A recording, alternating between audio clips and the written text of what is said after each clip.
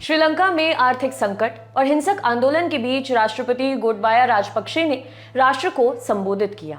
उन्होंने कहा कि देश राजनीतिक और आर्थिक संकट का सामना कर रहा है। ऐसे में राजनीतिक स्थिरता बेहद जरूरी है। गोटबाया राजपक्षे के मुताबिक ऐसे में वे एक हफ्ते के अंदर नए प्रधानमंत्री के नाम का ऐलान करेंगे।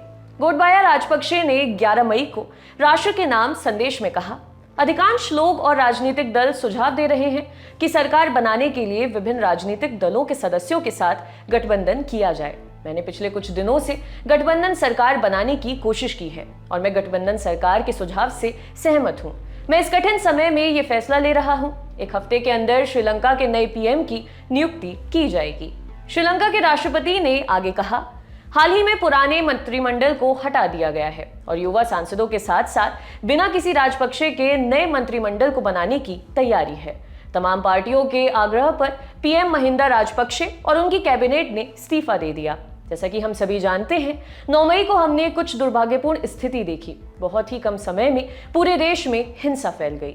इससे पहले कि हम कर्फ्यू लगाते और सेना को तैनात करते, कुछ असामाजिक तत्वों ने तब तक सब कुछ प्लान कर लिया था। दुर्भाग्यपूर्ण तरीके से 9 लोग मारे गए, करीब 300 लोग घायल हुए हैं और अस्पताल में भर्ती हैं। इससे पहले श्रीलंकाई रिजर्व बैंक के गवर्नर पी नंदलाल वीरसिंघे ने सरकार को चेतावनी देते हुए कहा कि अगले 2 सप्ताह के बीच देश में राजनीतिक स्थिरता नहीं आई तो वे अपना पद छोड़ देंगे। उन्होंने कहा कि जब तक वर्तमान राजनीतिक संकट का हल नहीं निकाला जाता है, तब तक देश की इकोनॉमी को ठीक करने की सेंट्रल बैंक की कोशिशें नाकाम रहेंगी।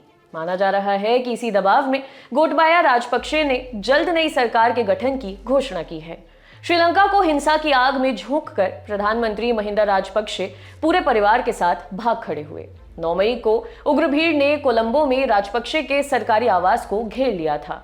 जनता के गुस्से को कम करने के लिए उन्हें पीएम पद से इस्तीफा देना पड़ा, लेकिन इस्तीफे के बाद भी गुस्सा कम नहीं हुआ। ऐसे में उन्होंने अपने सरकारी आवास में सेना का हेलीकॉप्टर बुलाया और परिवार सहित भाग निकले। श्रीलंका के रक्षा सचिव कमल गुणरत्ने ने बुधवार यानी कि 11 मई को बताया था कि पूर्व प्रधानमंत्री महिंदा राजपक्षे परिवार सहित त्रिंकोमाली नौसैनिक अड्डे पर हैं और सुरक्षित भी हैं।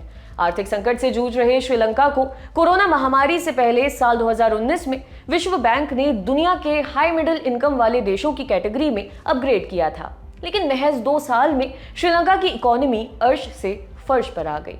श्रीलंका ने चीन सहित कई देशों से भारी भरकम कर्ज लिया था। अब अपना विदेशी कर्ज लौटा पाने में असमर्थ हो चुका है। उसने खुद को दिवालिया घोषित कर दिया है। पैसों की किल्लत के बीच देश में महंगाई कई गुना बढ़ गई है। लोगों को रोजमर्रा की चीजें जुटाने के लिए भी परेशानी का सामना करना पड़ रहा है।